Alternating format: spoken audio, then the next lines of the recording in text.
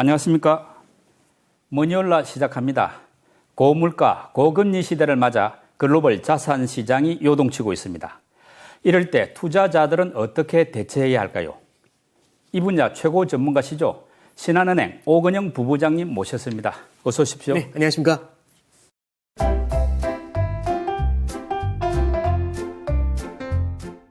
얼마 전에 인플레이션에서 살아남기 이 책을 출간하시더라고요. 네. 네, 축하드리고요. 감사합니다.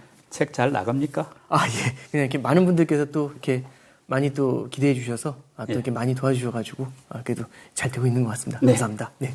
계속 베스트셀러 되기를 바라겠고요. 예, 감사합니다. 네. 책 내용은 조금 이따가 2부에서 구체적으로 토론하기를 하고, 네. 그러니까 먼저 연준의 행보를 중심으로 토론 시작해 보도록 하겠습니다. 네네네. 지금 연준에서 6월 FOMC에서 금리를 0.75%포인트 이제 인상했지 않습니까? 네. 그러고 나서 7월 FOMC에서도 0.5 내지 0.75%포인트 금리를 올린다 이렇게 이제 예고가 되어 있는데, 네. 그러니까 문제는 이제 물가가 얼마나 되느냐 따라서 약간 그렇죠. 수치가 금리 인상 폭이 정해질 것 같은데, 네네. 그 5월에는 물가가 굉장히 높았지 않습니까? 네. 6월 물가는 지금 어떻습니까, 분위기가? 지금 이제 두 가지를 좀 말씀드릴 필요가 있는 것 같은데요. 첫 번째는 이제 6월달 FOMC 때 FOMC 하기 바로 전주 금요일 날 이제 5월달에 소비자 물가 지수가 6월에 이제 발표가 된 거예요. 근데 그 소비자 물가 지수가 3월달에는 8.5였다가 4월달에는 8.3으로 내려왔거든요. 네. 그럼 이제 5월달엔 좀 더 내려와 주면 이제 꺾였다. 예. 이 기세는 확실히 이제 살게 되거든요. 그러면은 일단 피크아웃은 했고 고점 대비 꺾였고 언제쯤이면은 목표라는 2%까지 내려오면 될지 그걸 계산하는 게 되게 중요했는데 이게 이제 8.6이 나온 겁니다. 도로 올라갔죠. 네, 그러니까 그러면 고점을 다시 확인하려면은 시간이 상당히 걸릴 수 있겠다라는 얘기가 나오는 거고요. 첫 번째는 물가지수 자체에 대한 고민이 첫 번째 있었던 거고요. 두 번째는 FOMC 회의 때 기자들이 물어봤어요. 왜냐하면 원래는 0.5%를 인상한다고 했는데 갑자기 0.75%포인트를 인상을 하니까 네. 왜 그렇게 하셨냐? 이유가 뭐냐? 여러 가지 이유를 댔지만 그중에 핵심적인 포인트로 하나를 뭘 얘기를 하게 되냐면 인플레이션 수치가 올라간 것도 있었지만 기대 인플레이션이 올라간 데 우리는 조금 좀 주목을 했었다라는 얘기를 합니다. 이 기대 인플레이션을 잠깐만 좀 말씀을 드리면 이거는 지금의 물가 상승이 아니라 앞으로 물가가 어떻게 될지를 나타내 주는 거고요. 미시간대에서 발표하는 기대 인플레이션 지수가 있어요. 그게 1년짜리가 있고 5년짜리가 있는데 1년짜리는 지금 이미 굉장히 높게 올라가 있습니다. 근데 5년짜리 기대 인플레이션은 뭐냐면 지금으로부터 5년 후에는 물가가 어떻게 돼 있을까라고 물어봤을 때 많이 오를 거예요 이런 것들보다는 그냥 옛날하고 크게 변화 없을 것 같은데 이제 이런 얘기를 하는 거죠. 그 얘기는 당장은 더 올라가겠지만 이후엔 다시 꺾여 내려올 수 있다. 이제 이런 기대감들이 이제 여러 가지가 반영이 됐었던 겁니다. 그러다 보니까 5년짜리 기대 인플레이션 지수는 다른 물가가 막 올라가는데도 2.9에서 3.1 사이로 왔다 갔다 했던 거예요. 근데 갑자기 지난 5월 10일 날 발표된 그 미시간대 그 기대 인플레이션 5년짜리가 네. 3.3으로 고개를 확 들어버립니다. 아. 그럼 연준 입장에서는 좀 당황스럽겠죠. 이렇게 되면 장기전을 가야 될 수도 있어요. 네. 그래서 이거는 꺾어야겠다. 이 생각을 했었던 거죠. 그래서 이제 두 가지 관점에서 때린 겁니다. 첫 번째는 소비자 물가 지수가 높게 나왔다는 것. 그러니까 요거는 지금 당장의 소비자 물가 지수가 높은 거죠. 두 번째는 기대 인플레이션 지수가 높게 나왔다는 것. 요 두 개로 연준은 확실히 행동에 나섰다. 0.75%를 인상했다 이겁니다. 그래서 이렇게 일단 물가를 두 개로 나눴는데 그럼 요걸 가지고 한번 잠깐 해석을 해볼게요. 첫 번째는 이제 7월 달에는 6월 달에 소비자 물가 지수가 7월 중순에 발표가 될 겁니다.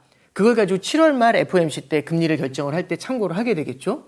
그리고 마찬가지로 6월 달에 있었던 그 미시간대 소비 심리 지수를 두 가지를 다 같이 보겠죠. 예. 첫 번째는 헤드라인 물가가 그렇게 크게 내려올 것 같지는 않아 보여요. 네. 다만 요게 현재는 9월 달 정도까지는 계속 올라갈 것이다 라는 예상을 하면서 9%도 돌파할 수 있다라고 하는 사람이 있는 반면 그래도 여기서 주춤하지 않겠나 고점을 조금 확인하면서 이제는 조금 고개를 숙일 때도 되지 않았나 이렇게 예상들을 좀 하고 있습니다. 그래서 베스트 시나리오는 고개를 한 번 정도 숙여주는 것들 네. 요거를 조금은 좀 기대를 해주고 있는 거고요. 두 번째는 아까 말씀드렸던 장기 기대 인플레이션 요게 다시 한번 안정세를 보여주는 게 되게 큰 포인트가 될 겁니다. 그래서 이걸 바라보면서 0.75를 갈지 0.5를 갈지를 결정을 하게 될 건데요. 다만 현재까지의 상황을 그냥 통틀어 봤었을 때는 시장에서 금리 인상 확률이 나타나는 게 있어요. 미국 금리 인상 확률을 7월 때에는 0.75%를 인상할 확률을 현재 한 85% 정도 보고 있고요. 그 다음에 0.5% 인상할 확률을 15% 정도로 현재는 보고 있습니다. 그래서 전반적으로 아직은 물가 레벨이 높은 수준에서는 유지가 될 것 같다라는 전망은 아직까지 유효한 것 같고요. 이걸 잡기 위해서 연준이 땡겨줄 수 있을 때 조금이라도 더 빠르게 당겨올 것 같다 해서 0.75%의 방점을 조금 더 두는 것 같다. 이렇게 볼 수 있을 것 같습니다. 그러니까 현재 물가 같은 경우는 유가 상승이 가장 큰 부담 요인으로 되고 있지 않습니까? 네. 근데 지금 보면은 뭐 바이든 대통령이 사우디를 방문해가지고 정산을 촉구한다 네. 이런 계획이 있고 또 뭐 미국 같은 경우에 유류세 감면한다 이런 게 네. 추진 중인데 뭐 이런 게 약간 먹히고 한다면은 뭐 지금 당장은 아니더라도 뭐 하반기 또 연말을 네. 가면서 유가 인플레이션이 좀 잡힐 수도 있다 이런 기대들 나옵니까? 네, 이제 그 기대가 조금씩은 있는 건 맞는데 공급을 어느 정도 늘려줄지에 대해서는 다들 좀 퀘스천 마크가 있는 것 같아요. 일단 첫 번째는 정유기업들 입장에서는 지금 원유 생산을 갖다가 늘려야 되는데 원유 생산을 늘리려면 설비 투자를 대규모로 진행을 해야 되고 기존에 있던 설비 투자들을 다 개량을 해줘야 되니까 이러려면 상당히 많은 비용이 아마 들어가게 될 겁니다. 그러면 기업하는 분들 입장에서는 설비 투자를 큰 규모로 했었을 때는 이게 장기적인 수익이 난다는 게 되게 어느 정도는 좀 확보가 돼 있어야 되지 않습니까? 그렇죠. 근데 사실은 이제 바이든 행정부 처음 들어온 다음에 ESG에 대한 강조가 굉장히 강했습니다. 네. 저도 ESG가 되게 중요하다는 것에 대해서는 동감하고요. 근데 다만 이 ESG를 가지고 정유기업들이나 이제 화석연료를 쓰는 기업들한테 약간은 좀 앞으로는 이쪽 산업은 좀 줄여야 될 것 같다라는 경고 같은 것들을 많이 던졌었거든요. 연비 규제 같은 게 그렇죠. 하나 되겠죠. 네, 탄소 배출이라든지 이런 예. 것들이 이제 규제를 하게 된다라고 한다면 대규모의 비용을 투입하면서까지 이걸 갖다가 원유 생산을 할 수 있는 설비 투자를 늘린다. 이게 쉽지는 않을 거예요. 예. 이런 거는 오펙 플러스 산유국들도 똑같습니다. 이 오펙 플러스 산유국들도 예를 들어서 2015년, 16년만 해도 사우디하고 러시아가 세계에서 제1위, 1, 2위를 다투는 산유국이었는데 2017년, 18년에 미국하고 뒤집어졌습니다. 세계 1위의 산유국이 미국 셰일 기업들이었거든요. 그러니까 미국이 어마어마한 공급을 하고 들어와가지고 산유국들을 되게 힘들게 만들었었어요. 그리고 그때는 공급 과잉이 있었죠. 근데 지금 공급 과잉이 아니라 굉장히 공급이 부족해지니까 산유국들한테 다시 생산량 늘리라고 얘기하는 거잖아요. 좀 늘려달라고. 산유국들 입장에서는 과거에 이제 미국이랑 같이 경쟁을 하면서 저유가를 겪었던 트라우마가 남아있는 거고요.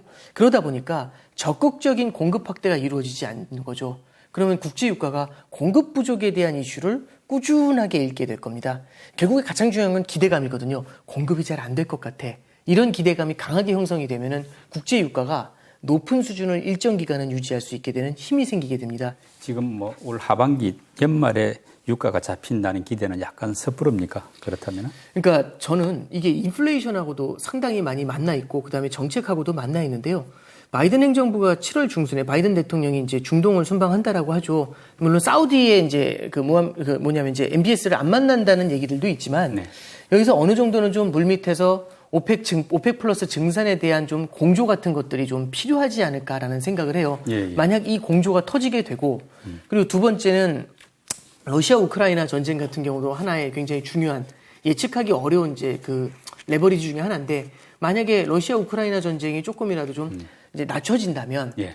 이런 경우에는 원유라든지 에너지 쪽의 공급이 다시 활성화될 가능성이 있는 거죠. 그래서 이런 굉장히 큰 변수들은 여전히 좀 남아있다라는 게 1번입니다.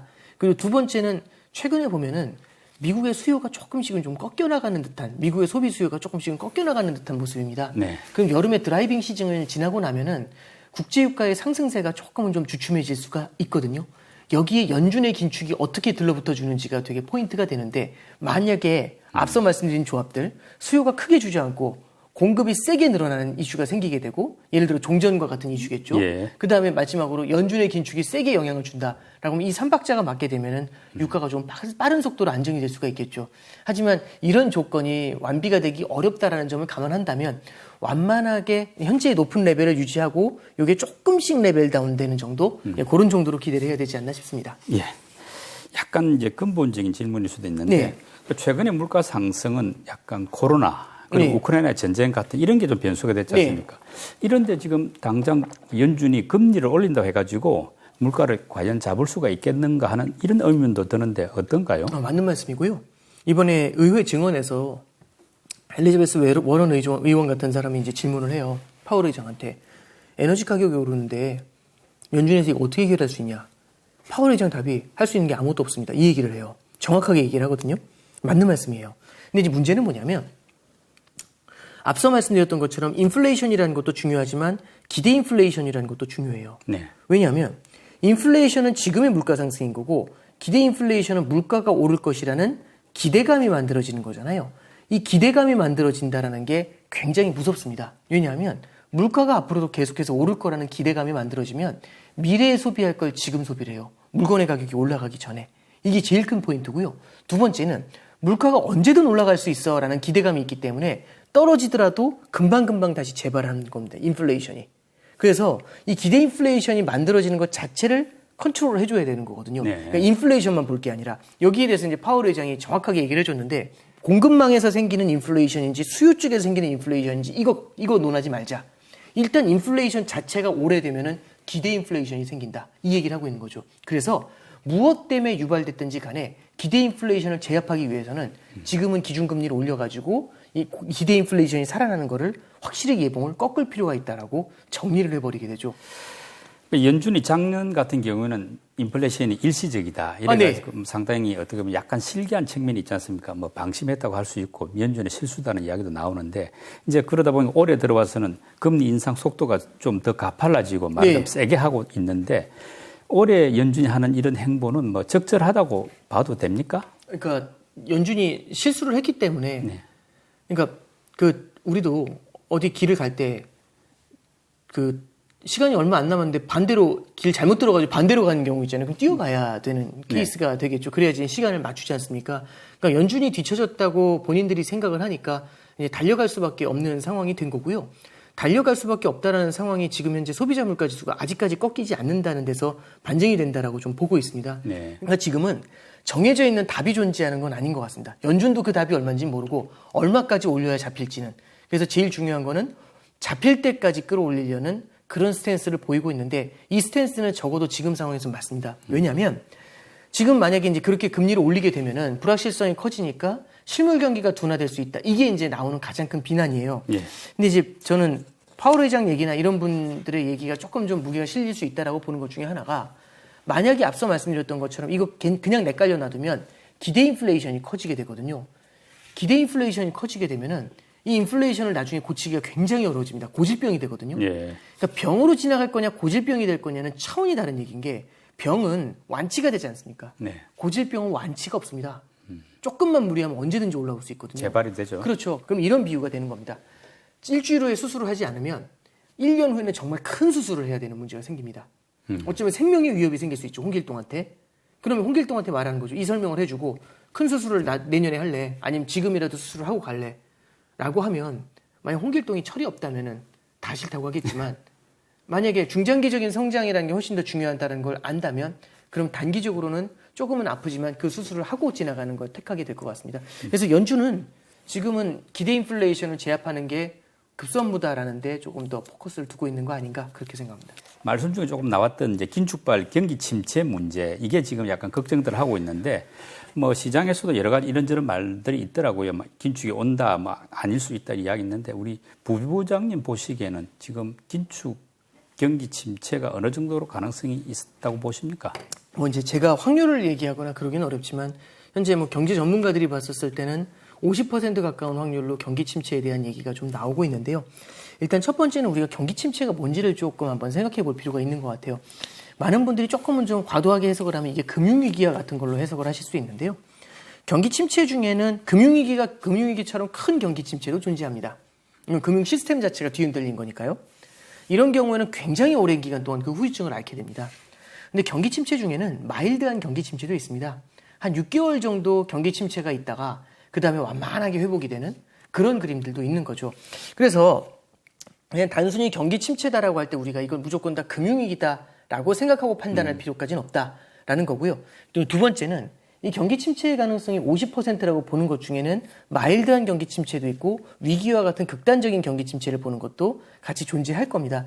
저는 다만 어느 정도로 좀 판단을 하고 있냐면 현재 미국의 은행권 같은 경우는 지금 상당한 자본력을 갖고 있습니다. 자본을 갖고 있다는 건 뭐냐면 은행이 무너지더라도 은행 자체가 은행의 대출이 웬만큼 부실이 생기더라도 은행 자체가 자체 캐시를 갖고 있다라는 거거든요. 그럼 은행 시스템이 불안해지진 않아요. 과거에 비해서 금융위기 때에 비해서 은행권이 그때를 반성하면서 상당히 많은 자본을 쌓아놨어요. 그러면 은행 시스템이 뒤흔들리거나 그럴 가능성은 높지가 않거든요. 저 역시 이 부분에 대해서는 좀 공감을 하고 있고요.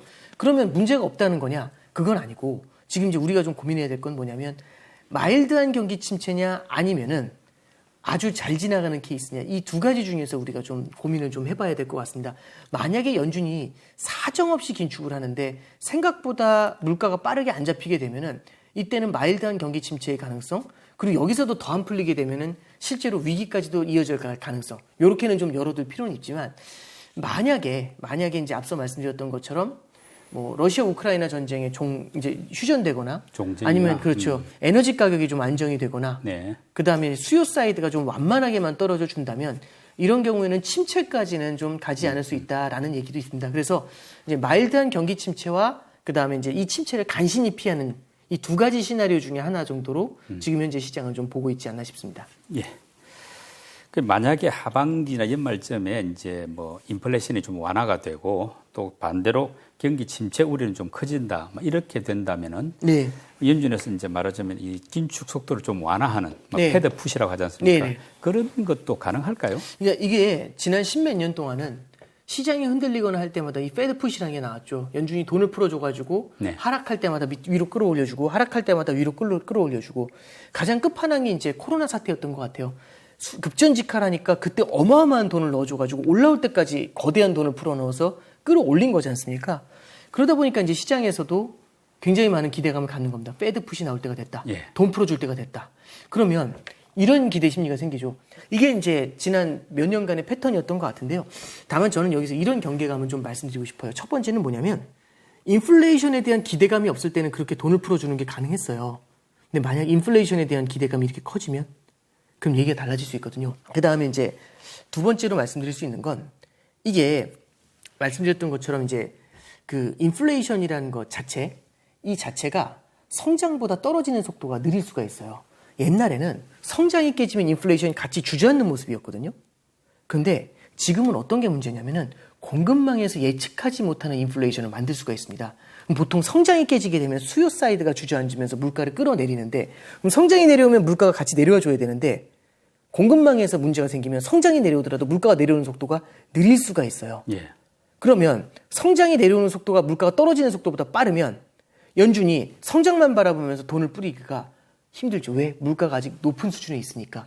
그러면 여기서 이제 말씀드리고 싶은 거는 성장이 떨어지는 속도와 물가가 떨어지는 속도에 시차가 존재할 수가 있고 이 시차 때문에 적시에 부양을 하기가 어려워질 수가 있습니다. 네. 그래서 우리가 과거처럼 주가 맨 레벨 이런 것들을 보면서 연준 풋을 갖다가 기대하거나 이거는 조금은 좀 상황이 바뀔 수도 있지 않을까 좀 그런 생각을 해봅니다. 제가 말하는 이제 뭐 패드 풋은 네. 뭐 부양책을 쓴다는 의미가 아니고 네. 이제 긴축의 속도를 좀 네. 완화한다. 말하자면 0.75% 포인트 올릴 거를 뭐 0.25% 포인트 올리는 식으로 네네네. 좀 긴축 속도를 좀 완화할 그럴 가능성은 없을까요? 물론 가능성은 있겠죠. 그러니까 예를 들어서 0.75 올릴 걸 0.5로 낮추거나 그거는 이제 인플레이션이 어떻게 움직이는지에 따라서 정확하게 거기에 디펜던시가 생기게 될 겁니다.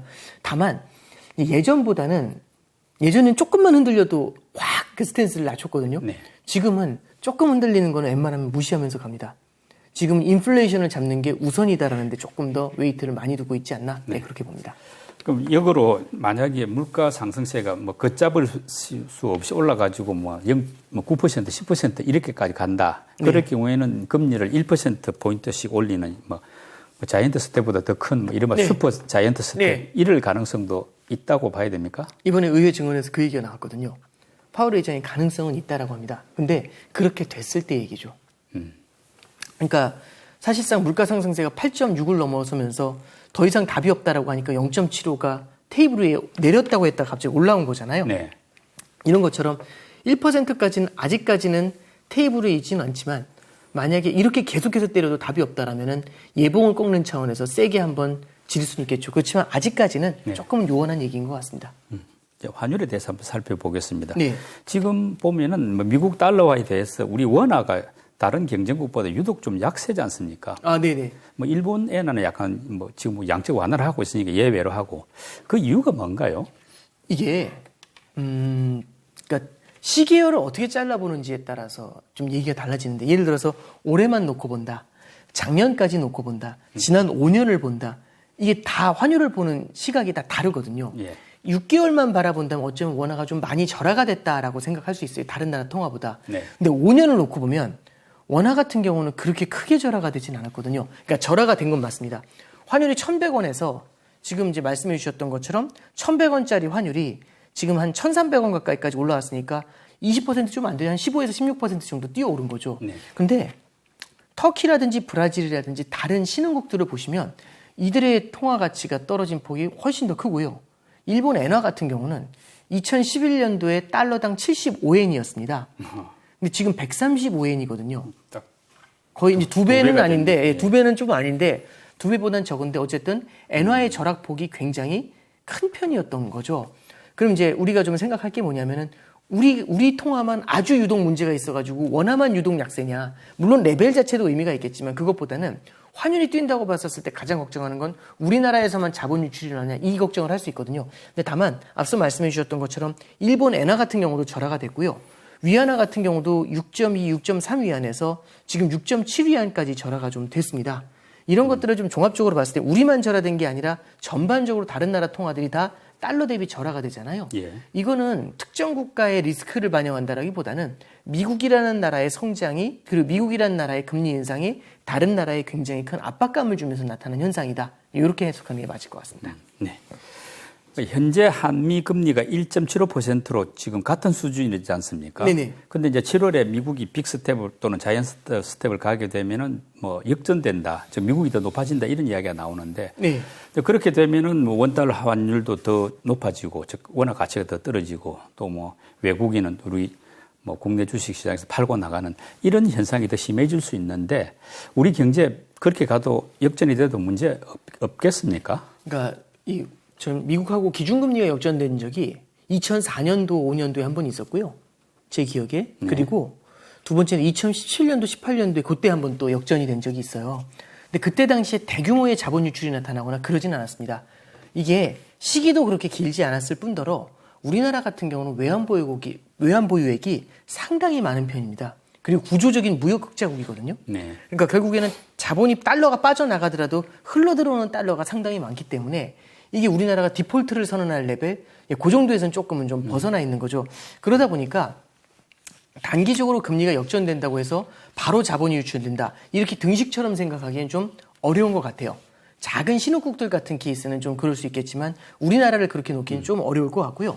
그러니까 단기적으로 금리차가 벌어지는 거는 리스크가 아닐 수 있지만 너무 큰 폭으로 벌어지고 너무 오랫동안 벌어지는 건 이슈가 될 겁니다. 그래서 하는 입장에서도 어느 정도는 이렇게 미국하고의 금리 차가 역전돼 있는 거를 좌시하려고 하지는 않을 것 같습니다. 네. 네.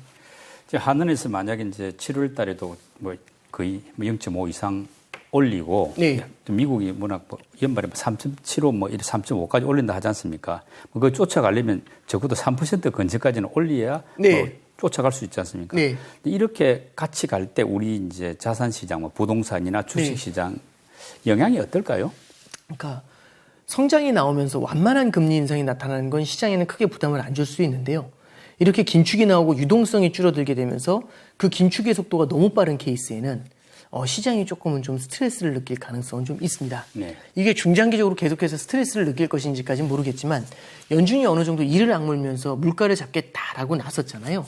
그런 과정에서 유동성 긴축을 조금 혹독하게 진행을 하게 되면 이런 것들은 유동성 환경이라는 측면에 봤을 때는 주시장이 그렇게 우호적인 환경은 아닙니다. 그래서 저는 이제 이런 스텝들이 유지되는 것들을 좀 바라보면은 우리가 자산 투자를 할 때 작년 재작년처럼 찍으면 오른다 이제 이런 컨셉으로 접근하는 것보다는 조금은 좀 이제 분산 투자 차원의 좀 신중한 판단을 해주시는 게 필요하지 않나 싶습니다. 올해 매크로 환경이 정말 빠르게 바뀌고 있습니다. 어떤 식으로 바뀌고 있냐면 예를 들어 첫 번째 이런 거죠. 물가가 많이 오를 것 같다라고 하면은 어느 순간에 미국의 성장도 탄탄한데 물가도 오르니까 고성장 고물가를 읽으면서 시장이 움직여요. 네. 그러면 주가가 뛰고 금리가 뜁니다. 보통 이런 고성장 고물가 때. 근데 갑자기 어느 순간에 감사합니다.